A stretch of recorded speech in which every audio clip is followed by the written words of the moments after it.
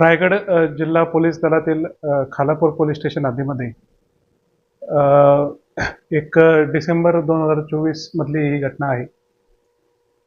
त्याच्यामध्ये एक पीडित तरुणी होती आणि तिचं लग्न झालेलं होतं. तर तिला नवऱ्याकडनं व्यवस्थित वागणूक मिळत नव्हती आणि तिच्या पतीचे काही दुसऱ्या महिलांसोबत अफेअर आहे असं तिला शंका असायची.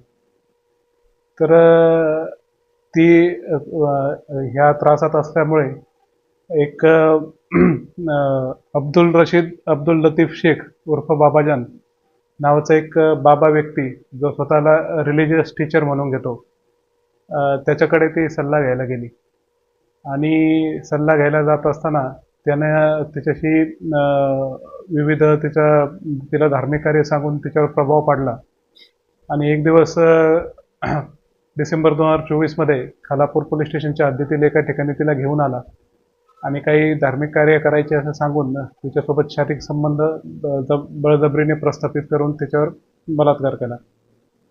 जेव्हा ती पीडित तरुणी काही दिवसांनंतर पोलीस स्टेशनला आली तेव्हा रायगड जिल्ह्याच्या पोलीस अधीक्षक माननीय अचल दलाल मॅडम यांच्या मार्गदर्शनाप्रमाणे सदर पीडित तरुणीचा तात्काळ FIR दाखल करून घेण्यात आला.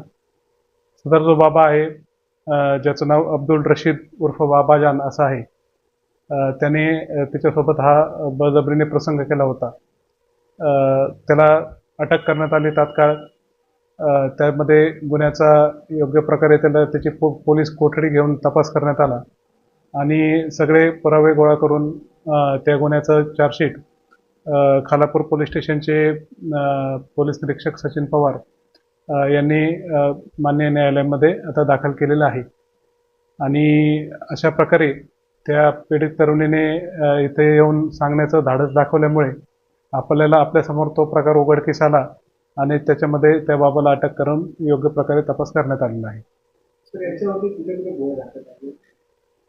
हा जो मूळचा राहणार आहे तो कळंबोली नवी मुंबई इथला आहे आणि ह्याच प्रकारचा गुन्हा त्यांच्या विरुद्ध सांताक्रूज पोलीस स्टेशन मुंबई शहर येथे एक दाखल आहे आणि आपल्याकडे खालापूर पोलीस स्टेशनला इथे एक दाखल आहे.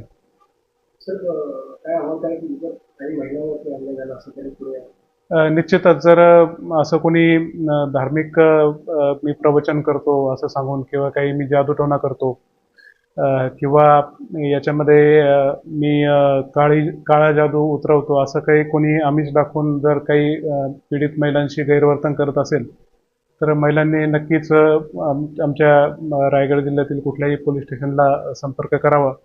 आपण निश्चितपणे त्याच्यामध्ये तात्काळ गुन्हा दाखल करून आम्ही कारवाई करत आहोत.